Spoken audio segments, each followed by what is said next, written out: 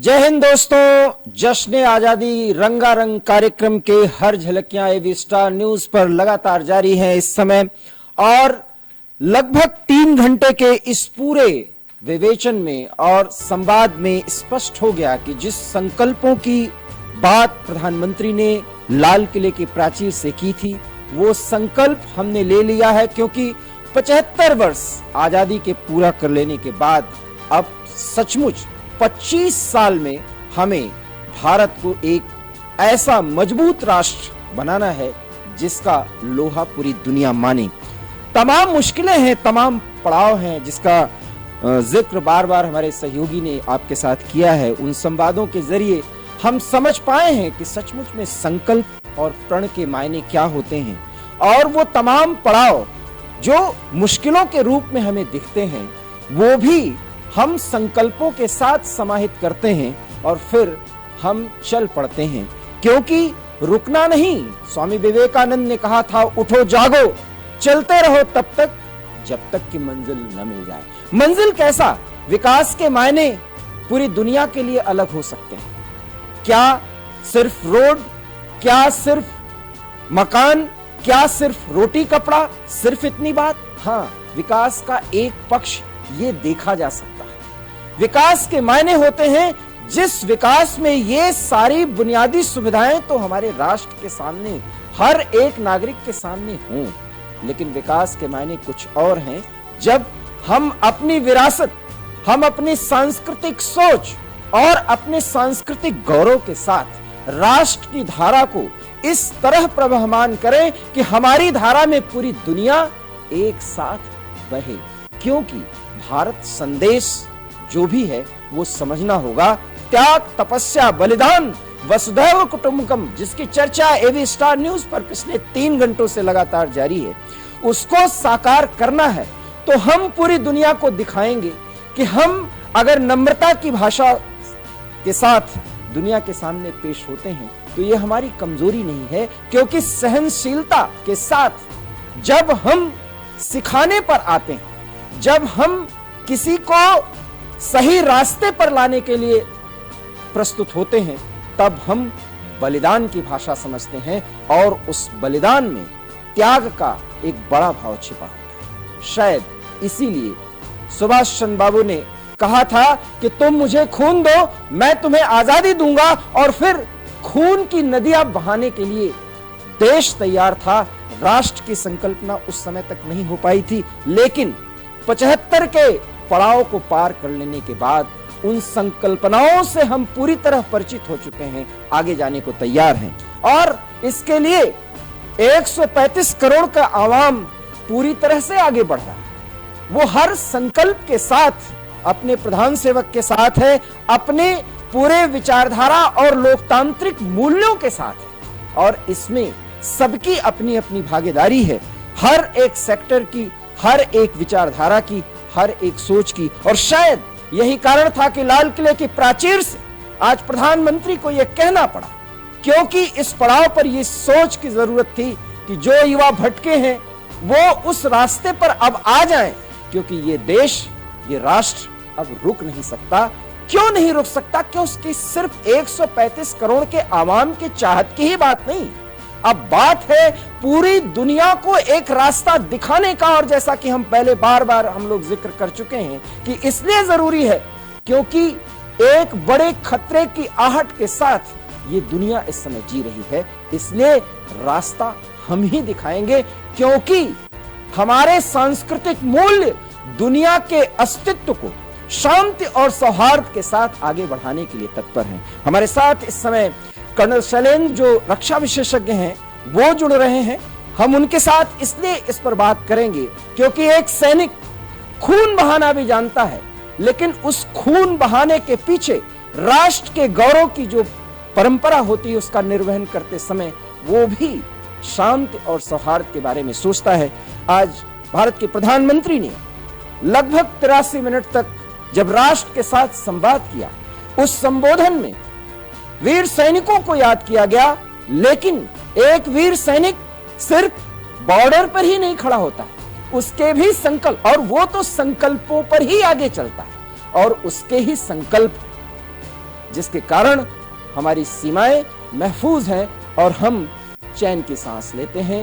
और रात में जब हम सोते हैं तो हमें एक बार जरूर सोचना चाहिए कि करगिल से लेकर द्रास सेक्टर से लेकर और उस स्थान पर जहां पर -60 डिग्री तक की एक स्थिति होती है, जो तापमान, जो प्राकृतिक चुनौती हमारे जवानों को मिलती है, और वो हंसते हंसते उस चुनौतियों का सामना करते हैं और सिर्फ उनके सामने मां भारती के आन बान शान की सिर्फ रक्षा करने के एक ही सपने होते हैं, और वो सपने 135 करोड़ के आवाम की।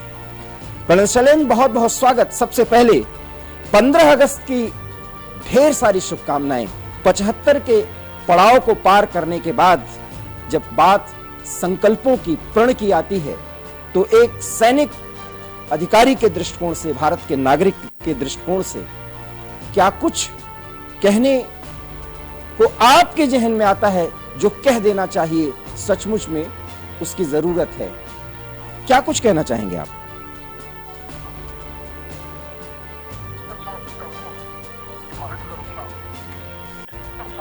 मुझे सुनते हुए कि मुबारक हो, मुबारक हो, मुबारक हो, इंडिपेंडेंस डे मुबारक। कब तक टालते रहेंगे मुबारकबाद देकर? कभी कुछ खुद करेंगे भी? आज मैं चाहूंगा, अगर आज हमारे रिप्रेजेंटेटिव, हमारे इलेक्टेड रिप्रेजेंटेटिव प्राइम मिनिस्टर ने 5 प्रण लिए हैं, मैं कहता हूं आज आप और मैं क्यों ना प्रण लें कि we will make our country independence day great, we will make it fantastic. ये सिर्फ मुबारकबाद से काम कैसे चलेगा? 75 साल हो गए। अगर हमने अपने अंदर, अपने ऊपर गौरव पाना है, तो अब बारी आ गई है 75 साल से आगे बढ़ने की, जहां हम अपने देश के इंडिपेंडेंस डे को ग्रेट बोल पाए, फैंटास्टिक बोल पाए, जहां चीजें वो हो जो हम सोचते हैं, बोलते हैं, लेकिन करते नहीं हैं। आज मैं चाहूंगा, देखिए कितनी बढ़िया बात आपने कही कि सैनिक अधिकारी, एक आज आपको मैं पहली बार करेक्ट करूंगा, soldier is only a soldier, उसमें कोई अधिकारी नहीं होता। क्योंकि जब सामने से बुलेट आ रही होती है तो वो बुलेट ये नहीं देख पाती है कि ये अधिकारी की है, कि ये सोल्जर की है, ये बड़े अधिकारी की है, ये छोटे की है, ये कौन है। उस समय उस बुलेट को सिर्फ सोल्जर दिख रहा होगा। सो उस पॉइंट ऑफ व्यू से मैं कहूंगा कि आप सब लोग क्यों नहीं मेरे सोल्जर हैं? मैं अगर देश का प्रहरी सोल्जर हूं, आप मेरे इकोनॉमिक सोल्जर क्यों नहीं है? आप मेरे मीडिया सोल्जर क्यों नहीं है? आप मेरे पॉलिटिकल सोल्जर क्यों नहीं है? आप मेरे करप्शन फ्री सोल्जर क्यों नहीं है? अरे भाई, आपकी तादाद मेरे से बढ़कर है, आप मेरे से नंबर्स में ज्यादा है। फौज एक छोटी सी फौज है, 10, 12, 14 लाख की, आप करोड़ों में हैं। और फिर भी हम देख रहे हैं,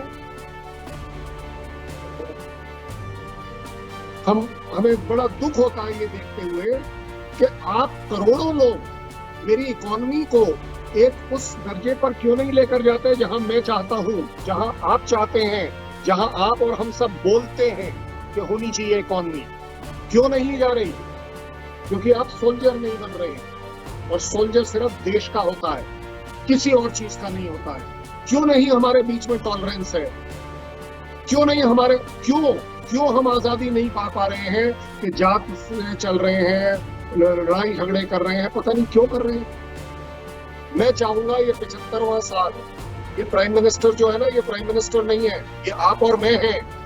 हमारी वजह से वो प्राइम मिनिस्टर है। सारे काम उसको मत दे दीजिए प्रण लेने के, कुछ आप और हम करेंगे तब कहीं जाकर वो सक्सेसफुल होंगे। क्योंकि अल्टीमेटली अगर जनता ने साथ नहीं दिया, इनमें से एक भी प्रण पूरा नहीं हो पाएगा। प्राइम मिनिस्टर कर्नल शैलेंद्र, प्रधानमंत्री को पूरा भरोसा है कि जनता ने साथ दिया, और शायद आज इसीलिए उन्होंने जिक्र किया कि थाली भी बजाई हमने, मंगलदीप भी बजाए, घर घर चिराग जले, उस दौर में जब जीवन के बचने की आशा ही खत्म हो गई थी। जी बात मैं कोरोना के समय काल की कर रहा हूं। प्रधानमंत्री को तो पूरा भरोसा है कि ये देश चल पड़ा है, वो रुक नहीं सकता। इस भरोसे पर क्या आपका भरोसा पूरा का पूरा है? मैं अपने देश से डिमांड करता हूं कि अगर प्राइम मिनिस्टर ने 25 साल रखे हैं, इसे मैं 2.5 साल में क्यों ना पूरा करूं, 5 साल में पूरा क्यों ना करूं। I must be able to prove to my prime minister के श्रीमान जी, अगर आप आगे बढ़ रहे हैं तो दौड़ में मैं आपसे आगे निकलूंगा। आपके वो 25 साल को घटा के 5 साल करूंगा, 10 साल करूंगा, ये 25 साल में नहीं करूंगा मैं काम। क्यों? क्योंकि मुझे खुद नहीं पता कि 25 साल में क्या होने वाला। मुझे सिर्फ दिखता है अगला साल, ये साल, 5 साल, इससे आगे नहीं दिखता। क्योंकि जो प्रधानमंत्री का भरोसा है उस पर हमें भरोसा इसलिए होना चाहिए कि जब अपेक्षा की गई इस देश से कि हर एक व्यक्ति वॉरियर बन जाए, फिर मैं कोरोना काल का जिक्र करूंगा, तो 135 करोड़ का आवाम का हर एक प्राणी कोरोना वॉरियर्स बन गया था। आपने कहा कि हर एक व्यक्ति सोल्जर हो जाए। अगर ये आह्वान है और उस आह्वान में एक करंट है, एक धारा है, तो क्या हम अपने लक्ष्य को नहीं प्राप्त कर सकते? 100% करेंगे और लक्ष्य से ज्यादा प्राप्त करेंगे, जल्दी प्राप्त करेंगे। Until unless ये आप में और मेरे में रिजॉल्व नहीं आएगा। मान लीजिए आज मेरी बात, वो प्राइम मिनिस्टर का भरोसा हम पर है, अगर हम उस भरोसे में खड़े नहीं उतरे तो फायदा क्या है? काम नहीं बनेगा। अब 75 साल आपने कहा कि सेना जो है वो बॉर्डर सिक्योर कर रही है, हम चैन की नींद सो पा रहे हैं, बंद करिए सोना। अब समय आ गया है आपके भी जगने का। 75 साल आपने आराम कर लिया, बहुत आराम कर लिया। अब इकोनॉमी की तरफ ध्यान दीजिए, अब आप अपने मेक इन इंडिया की तरफ ध्यान दीजिए, आप अपनी इकोनॉमिक्स की तरफ ध्यान दीजिए, आप ट्रेड की तरफ ध्यान दीजिए, आप मैन्युफैक्चरिंग की तरफ ध्यान दीजिए। ये आप करोड़ों लोग सोल्जर हैं, मेरे से बढ़कर बड़े सोल्जर हैं आप। मेरे लिए तो बड़ी सिंपल सी बात है, ये गोली खानी है, सिर्फ एक छोटी सी गोली। आप लोगों ने 365 दिन स्ट्रगल करना है, तब जाकर आपकी सोल्जरी प्रूव होगी, जब मैं देखूंगा कि यस, जिन लोगों को हम सो कॉल्ड प्रोटेक्ट कर रहे हैं, वो मुझे वापस दे रहे हैं वो इकोनॉमी, वो ग्रोथ, वो प्रोग्रेशन, वो डेवलपमेंट। वो कौन देगा? आप देंगे। आप अगर मीडिया, आज हम कहते हैं कि ये चौथा स्तंभ है डेमोक्रेसी का, तो ये बचाएगा हमारी डेमोक्रेसी को, बढ़ाएगा डेमोक्रेसी को। देखना चाहेंगे कि media is also very constructive, judiciary should be very very justified. मैं कहता हूं आपका IAS, IPS, आप लोग करोड़ों में हैं भाई। आप लोगों की जो कंट्रीब्यूशन है वो ज्यादा बड़ी मानी होगी। मेरी कंट्रीब्यूशन बहुत छोटी है, सिर्फ एक जान देने की है।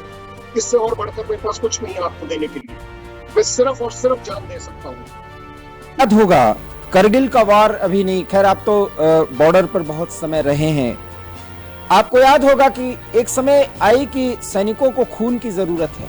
मुझे बहुत अच्छी तरह याद है, मैं उस समय बहुत प्रारंभिक दौर में एक रिपोर्टर के तौर पर काम करता था। मैं इंडिया गेट पहुंचा तो मैंने ये देखा कि लोगों में जुनून ये होता था कि आप हमसे खून ले लो। लोग ये कहते थे, डॉक्टर से कहते थे कि इतने ब्लड की जरूरत है नहीं।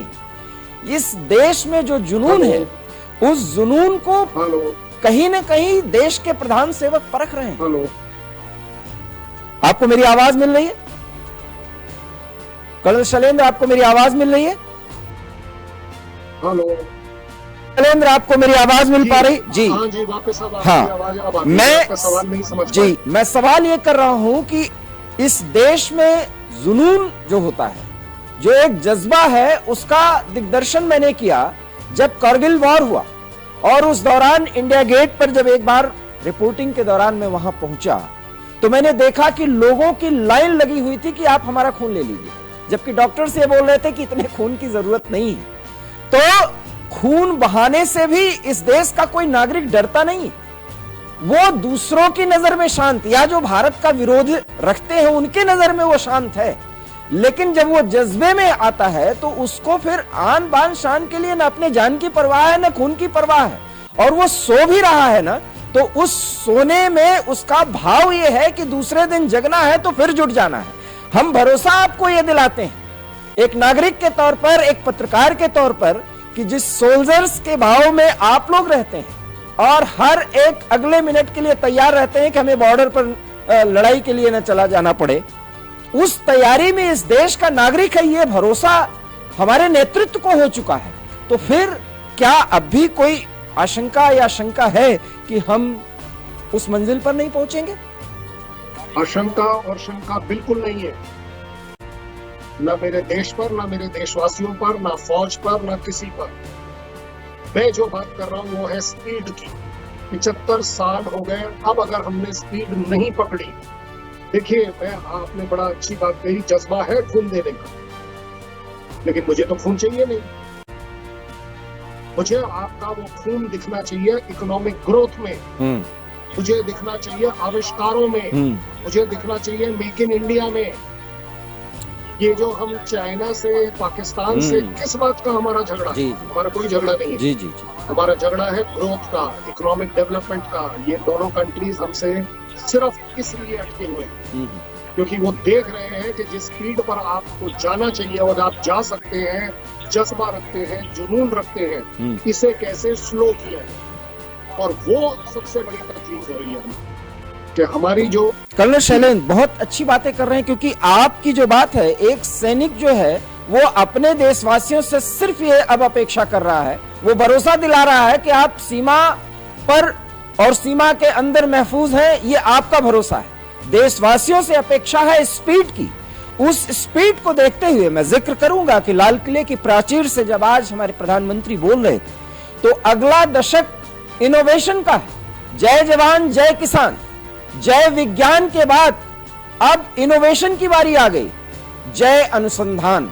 तो आपने भी कहा इनोवेशन, अनुसंधान की बहुत तगड़ी आवश्यकता है। और यही नहीं, पीएम ने कहा अगले एक दशक भारत के होने वाले हैं, क्योंकि इनोवेशन के जरिए वो देश जो सपेरों का देश कहा जाता है, उस देश से पूरी दुनिया की अपेक्षाएं हैं। और ये हमने दिखाया है अभी विश्व युद्ध के मुहाने पर खड़े हुए रूस और यूक्रेन युद्ध के दौरान, हमारी उस भूमिका में जब हम आर्थिक दृष्टिकोण से भी जो लोगों की जरूरतें थी पूरे दुनिया को, उसको पूरा कराने के लिए हमने उपक्रम किया, प्रयास किया। तो इस भरोसे में तो अब हमें ताकत दिखनी चाहिए।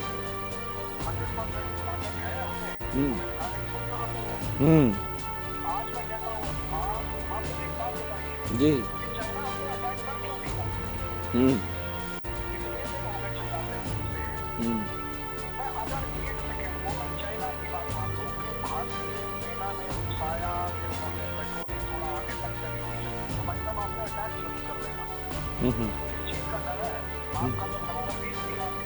से बड़ा है, आपके हिसाब से आपके न्यूक्लियर आर्सेनल भी बड़े हैं और ज्यादा है। अटैक क्यों नहीं कर रहे आप? क्यों हिम्मत नहीं जुटा पा रहे?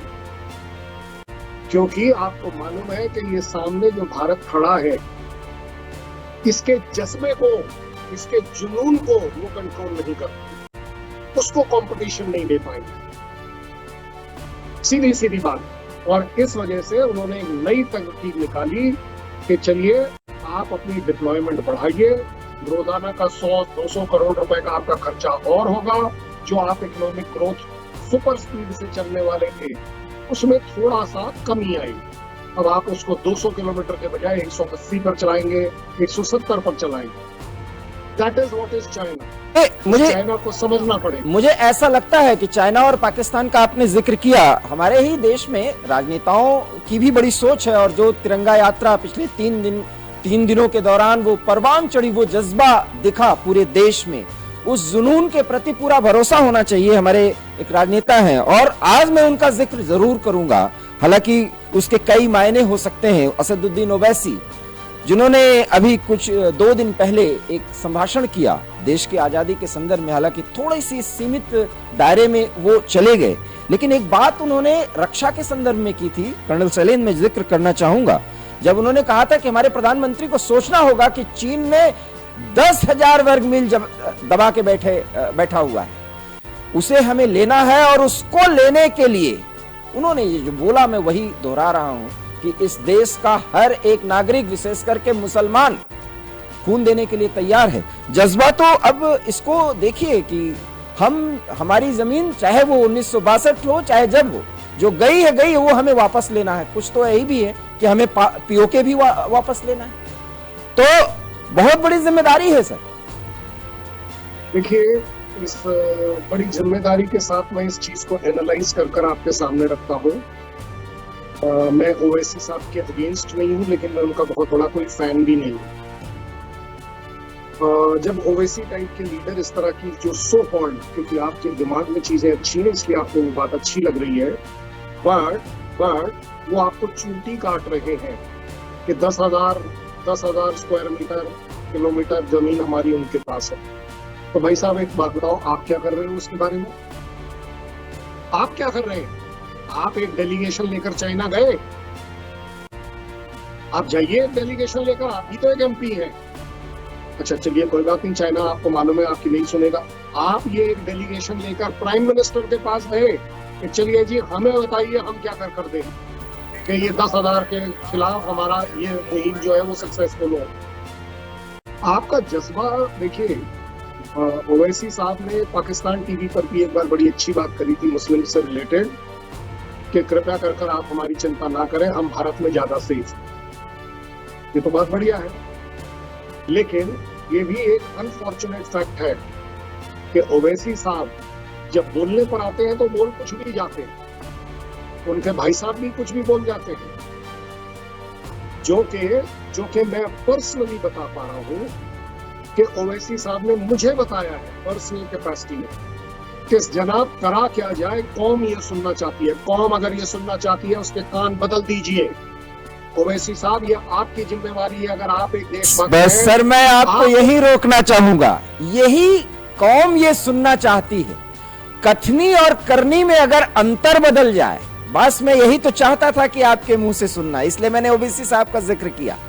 हमें न बाहर से डर है, न हमारे सामने जो आर्थिक सामाजिक जो भी चुनौतियां हैं उसके मूल में यही है कि कथनी और करनी में हम थोड़ा अंतर रख रहे हैं, और इस जज्बे में बस वही शामिल हो जाए तो जिस स्पीड की दरकार आपको है, शायद उस स्पीड में ये देश आ जाए और जो चीज हमें 25 साल में मिलनी है वो सिर्फ 5 साल या 10 साल में हम प्राप्त कर सकते हैं।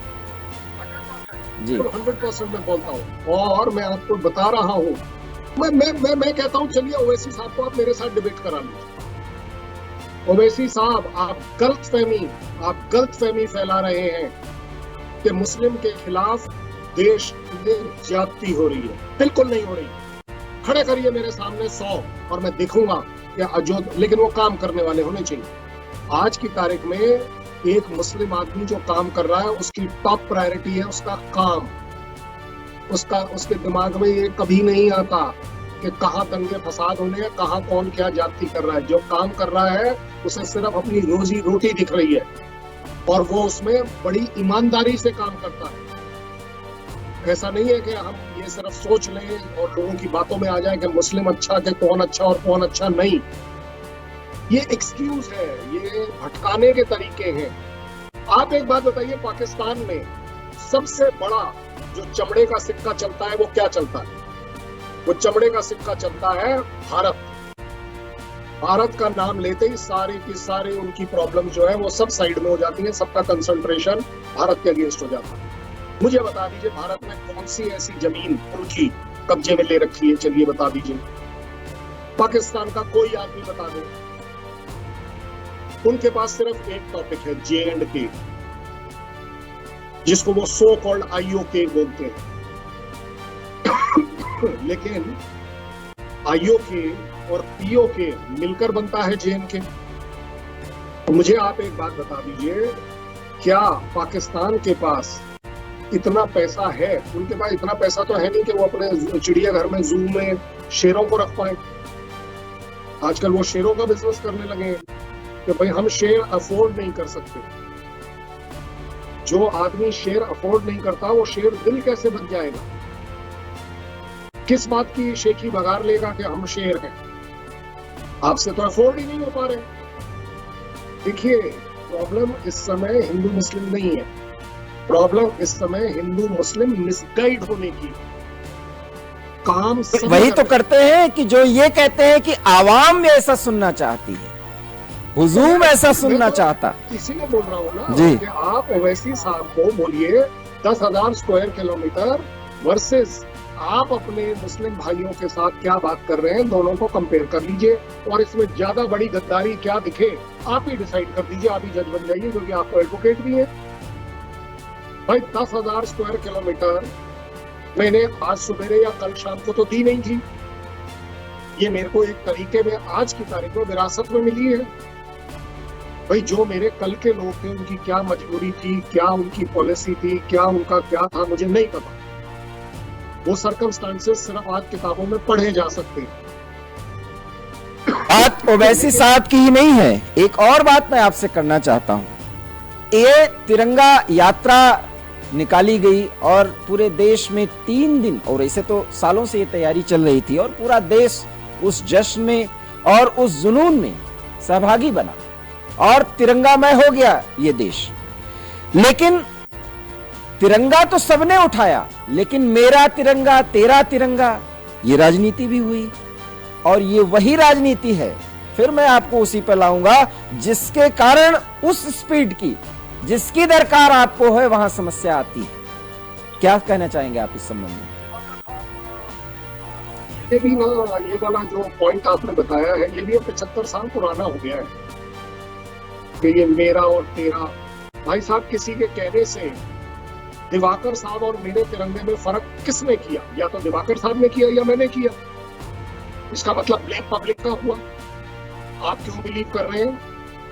ये जो मेरा तेरा किसी ने अगर आवाज उठा भी दी ओवैसी साहब जैसे आदमी ने, और for that matter Rahul Gandhi साहब ने, मैं मानने को तो है। देखिए ये तो आज आप देख रहे हैं उनकी बहन ने तिरंगा उठा रखा है, श्रीमान जी ने उठा भी नहीं रखा है और आज वो यात्रा कर रहे थे। अच्छी बात है, एटलीस्ट तिरंगा लेकर चल रहे हैं, लेकिन स्पिरिट मिसिंग।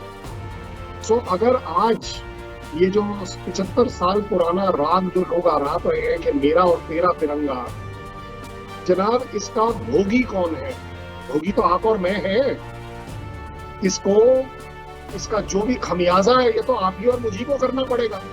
ये जो अगर ओवैसी साहब बोल भी देते हैं कुछ हिंदूज के अगेंस्ट या प्रो मुस्लिम बोल भी देते हैं, इनके घर से कौन मरा है आज तक ये बता दीजिए।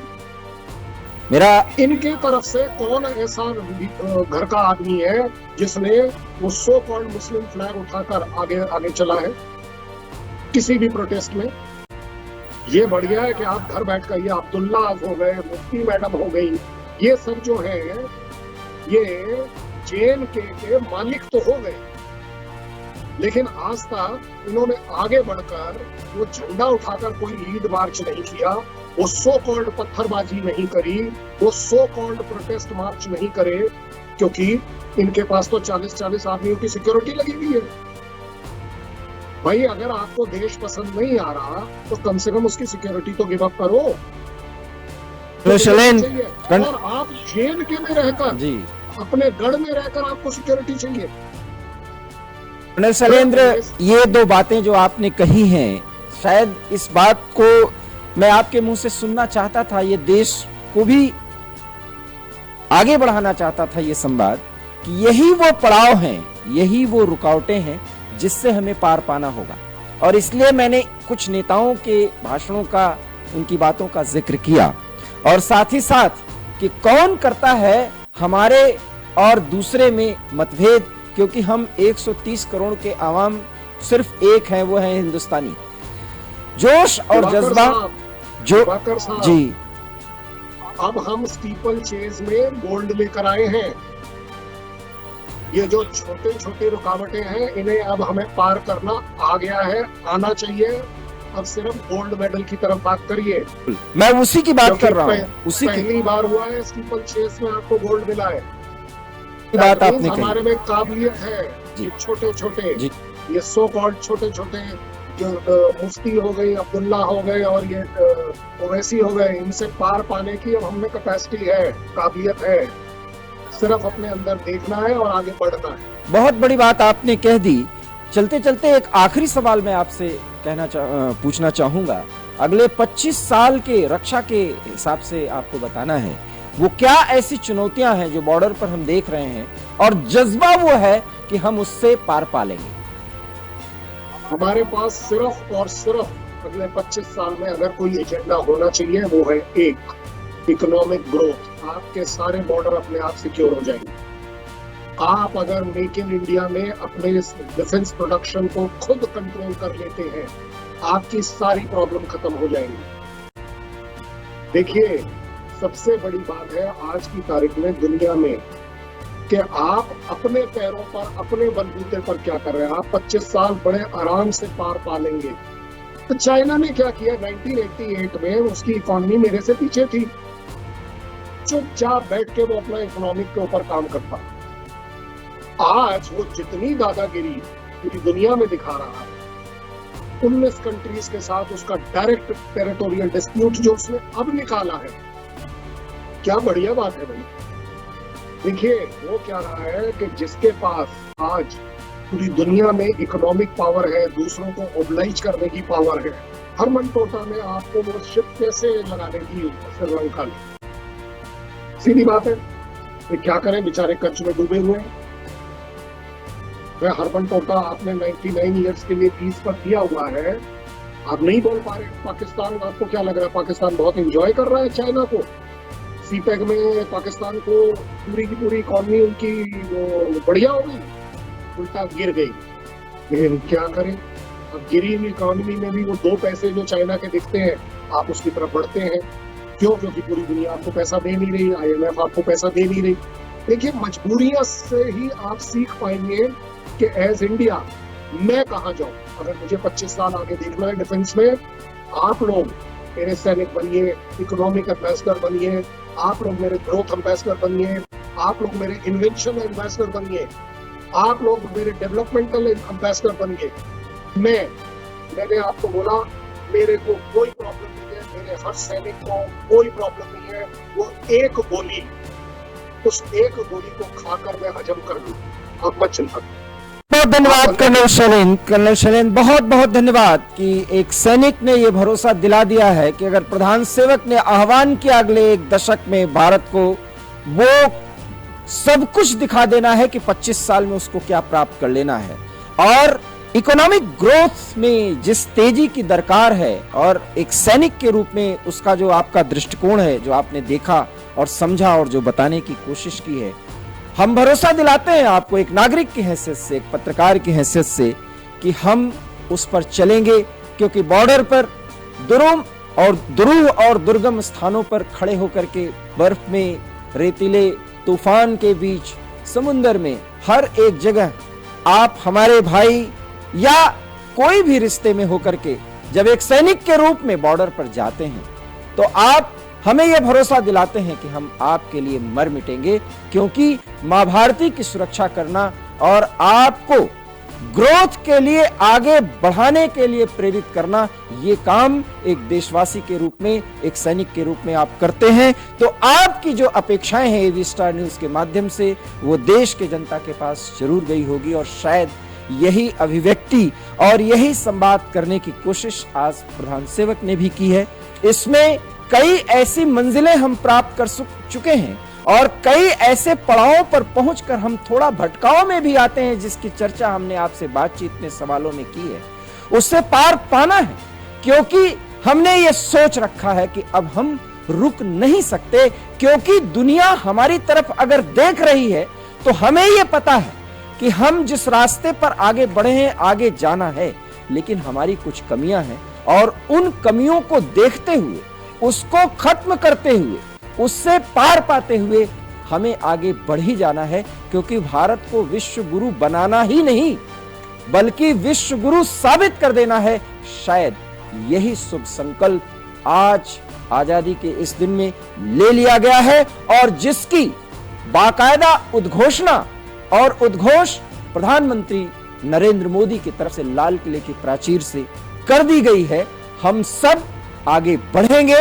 एक सैनिक और उसकी सोच, इसके साथ साथ एक सामान्य नागरिक की सोच अब बिल्कुल मिल चुकी है। उसी अनुशासन के साथ अब हम आगे बढ़ेंगे, ये पूरा भरोसा है। जय हिंद। ये लगातार कार्यक्रम हमारा जारी रहेगा। कुछ ही देर में हमारे सहयोगी सोहन सिंह आपको फिर आजादी के इस जश्न के कुछ रंग दिखाने के लिए हाजिर होंगे। फिलहाल मुझे दीजिए इजाजत। नमस्कार।